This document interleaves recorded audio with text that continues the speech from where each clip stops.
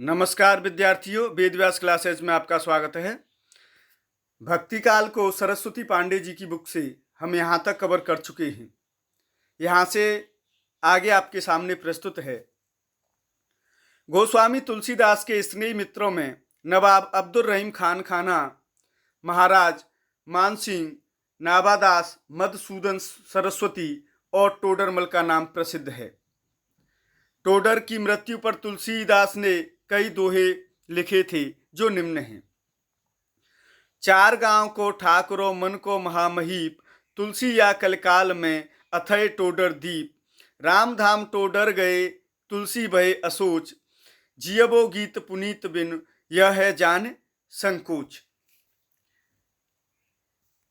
रहीम ने तुलसी के संदर्भ में निम्न दोहा लिखा है।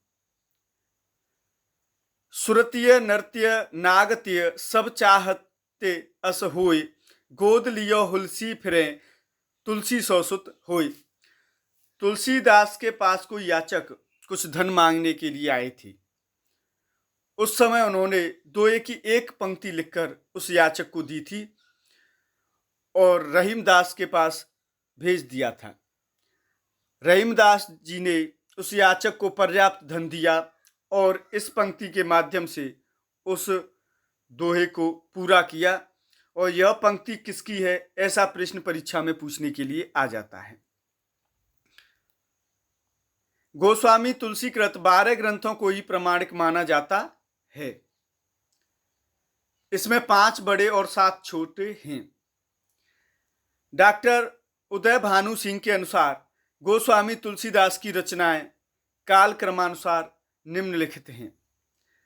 वैराग्य संदीपनी संवत 1626 से 27, रामाज्ञा प्रश्न दोहावली रामायण संवत 1627 से 28, रामलला नहछु संवत 1628 से 29। चौथे नंबर की रचना जानकी मंगल संवत 1629 से 30, रामचरितमानस संवत 1631, पार्वती मंगल 1643, कृष्ण गीतावली संवत 1643 से 60, गीतावली या पदावली रामायण संवत 1630 से 70, विनय पत्रिका विनयावली या राम गीतावली 1631 से 1679, दोहावली 1626 से 80, बरबे रामायण या बरबा 1630 से 1680, कवितावली या कवितावली हनुमान बाहुक समेत, तो ये 1631 से 80। तुलसी की 5 लघु कृतियों वैराग्य संदीपनी, रामलला नहछु, जानकी मंगल, पार्वती मंगल, बरबे रामायण को पंचरत्न कहा जाता है। आपको याद रखना है। कृष्णदत्त मिश्र ने अपनी पुस्तक गौतम चंद्रिका में तुलसीदास की रचनाओं के अष्टांग योग का उल्लेख किया है। ये 8 अंग निम्न हैं। राम गीतावली,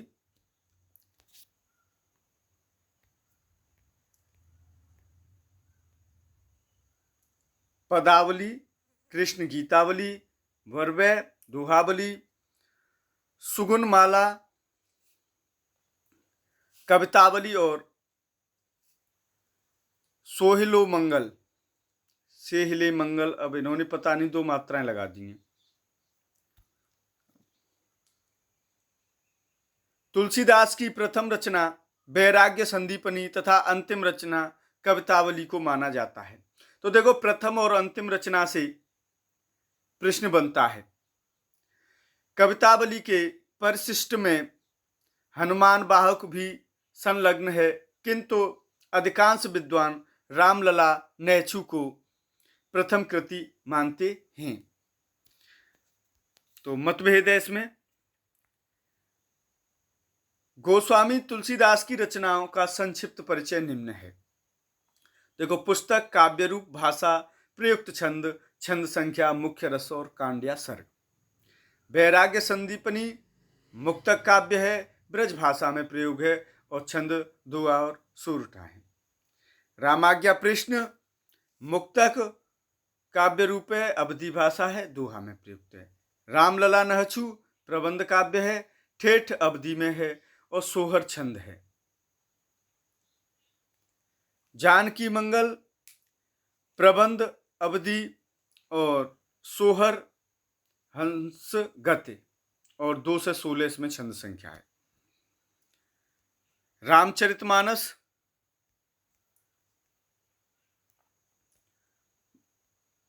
रामचरितमानस प्रबंध अवधि, दोहा, चौपाई और 1074 दोहा, भक्ति रस, 7 कांड है।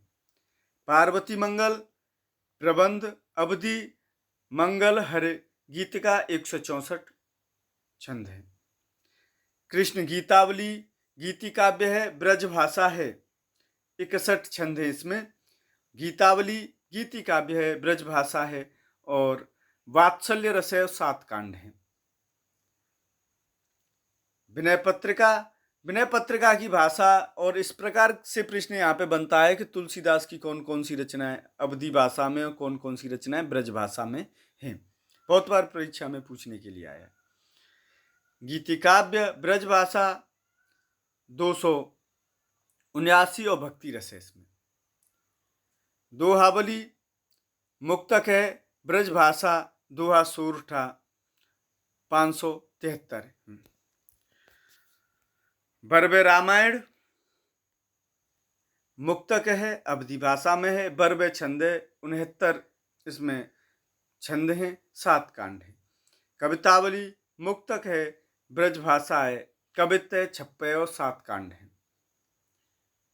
रामचरितमानस की रचना संवत 1631 में चैत्र शुक्ल रामनवमी मंगलवार को हुई।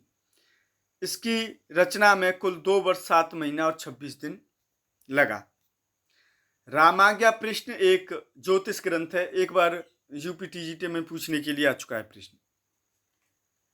कृष्ण गीतावली में गोस्वामी जी ने कृष्ण से संबंधी पदों की रचना की तथा पार्वती मंगल में पार्वती और शिव के विवाह का वर्णन है।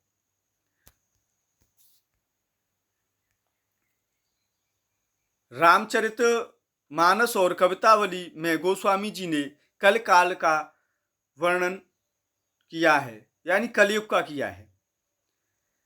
कवितावली में बनारस काशी के तत्कालीन समय में फैले महामारी का वर्णन उत्तरकांड में किया है। तुलसीदास ने अपने बाह रोग से मुक्ति के लिए हनुमान बाहुक की रचना की। आचार्य रामचंद्र शुक्ल ने रामचरितमानस को लोक मंगल की साधनावस्था का काव्य माना है। तो यहां से देखो ये कथन भी आ जाता है कि इस प्रकार प्रश्न बनेगा, आचार्य रामचंद्र शुक्ल ने रामचरितमानस को कैसा काव्य माना है, तो लोक मंगल की साधनावस्था का काव्य माना है। इस प्रकार से आप पूछने के लिए आ सकता है प्रश्न। नेक्स्ट देखिए विद्यार्थियों, तो सोहिले मंगल, इसमें ये यहाँ पे जो है ये सोहिले आना चाहिए, ठीक है। तो ये स पे और अलग अलग मात्रा नहीं है, जैसा सोहर से बना होगा इस तरह आना चाहिए। नेक्स्ट देखिए,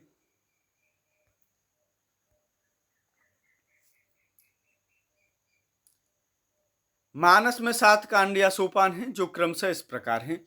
कांडों का क्रम पूछने के लिए परीक्षा में आ जाता है। बाल कांड, अयोध्या कांड, अरण्य कांड, किष्किंधा कांड, सुंदर कांड, लंका कांड और उत्तर कांड।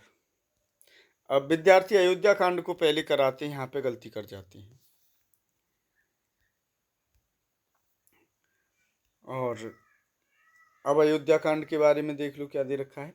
अयोध्या कांड को रामचरितमानस का हृदय स्थल कहा जाता है। इस कांड को चित्रकूट सभा को आचार्य रामचंद्र शुक्ल ने एक आध्यात्मिक घटना की संज्ञा प्रदान की। चित्रकूट सभा में वेद नीति, लोक नीति एवं राजनीति तीनों का समन्वय दिखाई देता है। रामचरितमानस की रचना गोस्वामी जी ने स्वांतः सुखाय के साथ साथ लोकहित एवं लोक मंगल के लिए किया है।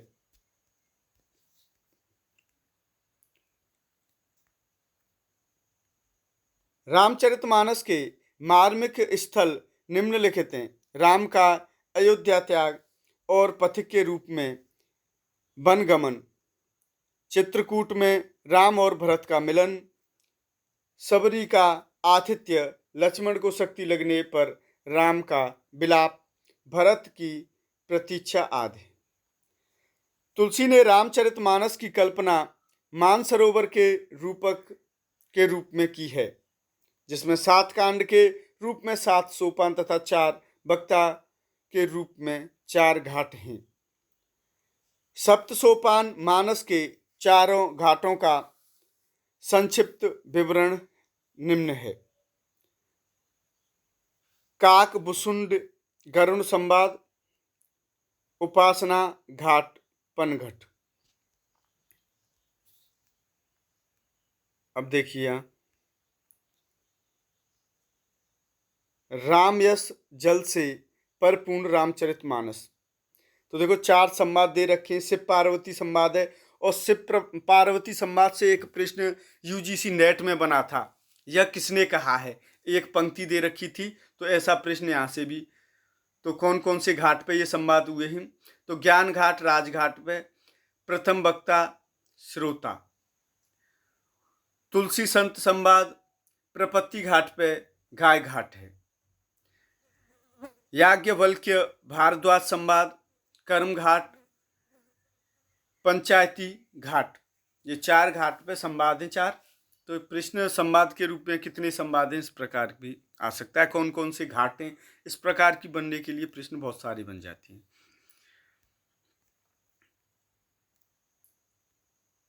मानस रूपक तुलसी साहित्य का सबसे बड़ा रूपक है। अलंकार योजना के संबंध में तुलसी को प्राप्त उपाधियां निम्न हैं। उपाधि के प्रस्तोता प्राप्त उपाधि लाला भगवान दीन और बच्चन सिंह ने रूपकों का बादशाह कहा है। आचार्य रामचंद्र शुक्ल ने अनप्रास का बादशाह, डॉक्टर उदय भानु सिंह ने उत्प्रेक्षाओं का बादशाह, हजारी प्रसाद द्विवेदी जी ने लिखा है तुलसीदास का संपूर्ण काव्य समन्वय की विराट चेष्टा है।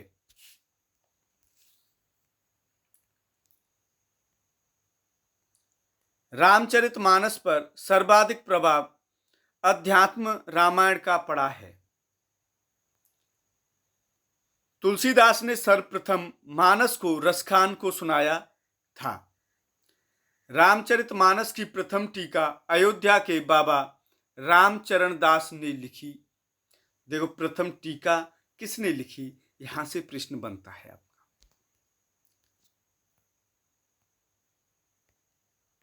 नेक्स्ट देखिए,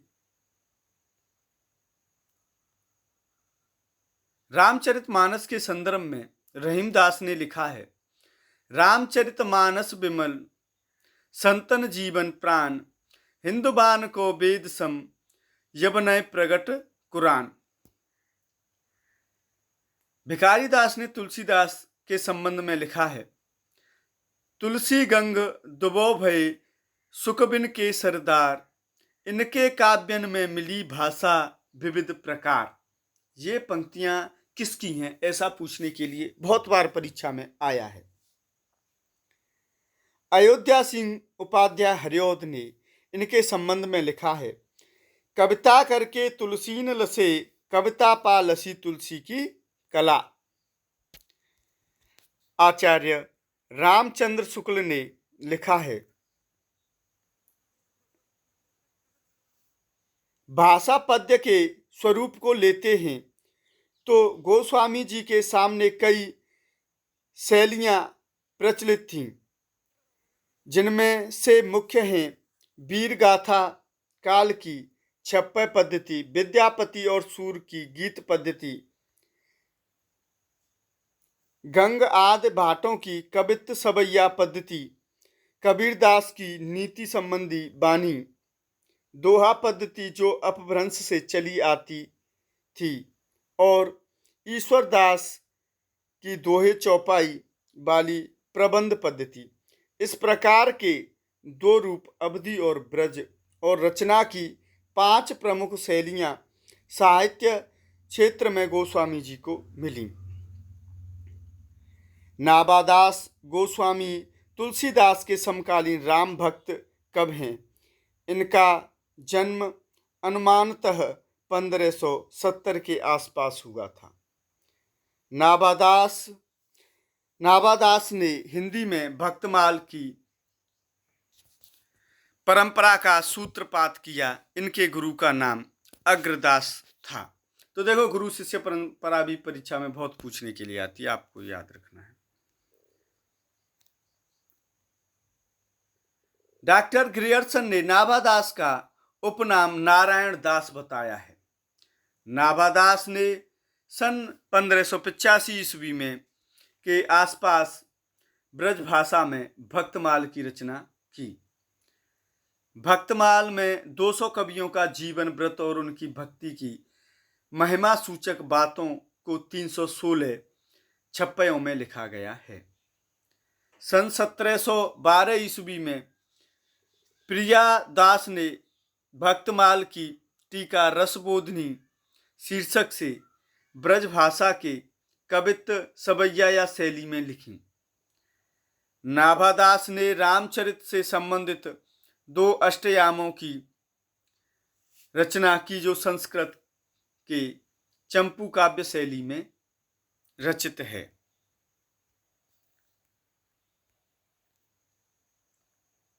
अच्छा, चंपू काव्य शैली क्या होती है? जिसमें गद्य और पद्य दोनों में लिखा जाता है, वो उसे चंपू कहते हैं। नाभादास ने अष्टयाम की रचना श्रृंगार, भक्ति अथवा रसिक भावना लेकर की है। इनकी अन्य विशेषता निम्न हैं। अष्टयाम ब्रजभाषा, गद्य में राम और सीता के 8 पहरों का वर्णन है। अष्टयाम अवधि दोहा चौपाई शैली में राम सीता का वर्णन है। नाभादास द्वारा विभिन्न कवियों के संदर्भ में भक्तमाल में कही गई महत्वपूर्ण पंक्तियां निम्नलिखित हैं। काव्य और महत्वपूर्ण काव्य पंक्ति। कबीरदास, कबीर कान राखी नहीं, वर्णाश्रम सट दर्शनी। आज के लिए विद्यार्थियों बस इतना ही। वीडियो देखने वाले सभी विद्यार्थियों के लिए बहुत बहुत धन्यवाद।